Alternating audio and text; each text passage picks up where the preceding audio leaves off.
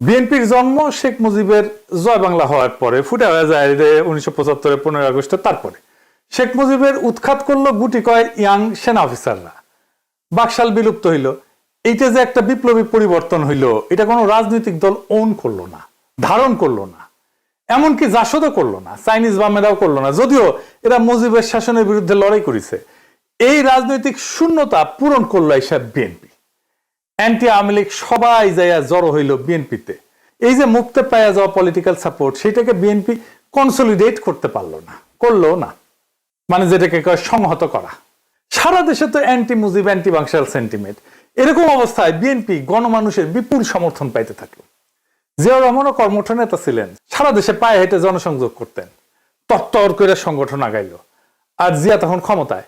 সরকারি দলের তো কিছু সমস্যা থাকে, তারা ক্ষমতা বলয়ের মধ্যে থাকে জন্য এক ধরনের আত্মতুষ্টিতে ভোগে।